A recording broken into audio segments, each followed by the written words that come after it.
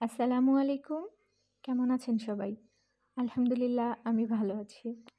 রান্না করছিলাম গরুর মাংস দিয়ে বুটের ডাল। এটা আজকে আমি ১ম বারের মতো করছি। এই খাবারটা আমার খুবই পছন্দের। আমি সবসময় আমার মায়ের হাতে খেয়েছি কিংবা কোনো অনুষ্ঠান বাড়িতে খেয়েছি। নিজে কখনো ট্রাই করিনি। তো আজকে আমি রান্না করছিলাম একটু অল্প পরিমাণেই করছি কারণ ফার্স্ট টাইম করছি কেমন না কেমন হয়। তো প্রথমেই আমি তেলের মধ্যে পেঁয়াজ দিয়ে লাল লাল করে ভেজে নিয়েছি বেরেস্তা করে। তারপর তার মধ্যে আমি গরম মশলা দিয়েছি। এরপর হচ্ছে আদা, রসুন আর জিরা একসাথে পেস্ট করে রেখেছিলাম সেটাও দিয়ে দিয়েছি। পরবর্তীতে আমি গুঁড়া মশলা অ্যাড করেছি। দেখতেই পেলেন গুঁড়া মশলার মধ্যে ছিল হলুদ, মরিচ, ধনিয়া এবং জিরার গুঁড়া।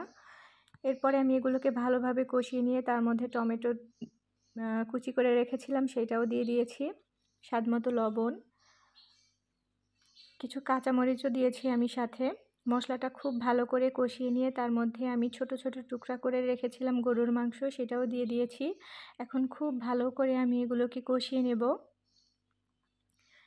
এই পর্যায়ে আমি কিছু গুঁড়া দুধ অ্যাড করেছি। এইটা কিন্তু মাংসর টেস্টটাকে আরও বাড়িয়ে দেবে, সুন্দর একটা ফ্লেভার অ্যাড করে এখানে।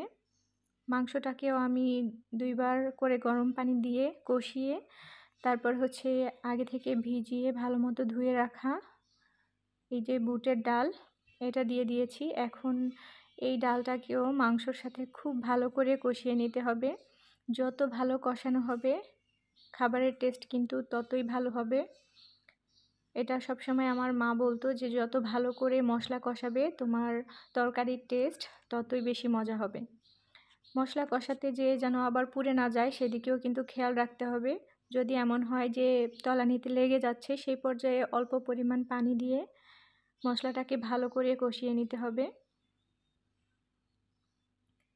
এই যে আমি অল্প অল্প করে গরম পানি দিচ্ছিলাম, দিয়ে ডালটাকে ভালো করে কষিয়ে নিচ্ছি। দেখতেই পারছেন আমি কিন্তু এই ডালটাকে গরম পানির মধ্যে ভিজিয়ে রেখেছিলাম। এতে করে দেখা গেছে যে ২-৩ ঘন্টা ভিজিয়ে রাখতে হয় নর্মাল পানিতে, অত লং টাইম ধরে ভিজাতে হয় না।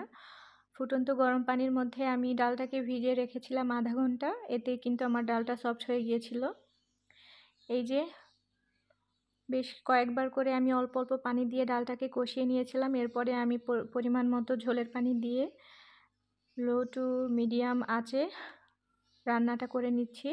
এই পর্যায়ে আমি কিছু আস্ত কাঁচামরিচ আর হচ্ছে ভাজা জিরার গুঁড়ো দিয়ে দিয়েছি। আমার রান্না কিন্তু হয়ে গেছে।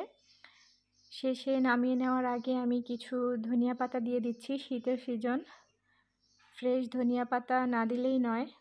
এটা খুব সুন্দর একটা ফ্লেভার অ্যাড করে। আমার রান্না কিন্তু ডান। প্রথমবার করেছি কিন্তু খেতে কিন্তু খারাপ হয়নি, খুব ভালো হয়েছিল। আমার বাসার সবাই প্রশংসাই করেছে। এই তো আমার রান্নাটা হয়ে গেছে। সবাই ভালো থাকবেন। আল্লাহ হাফেজ।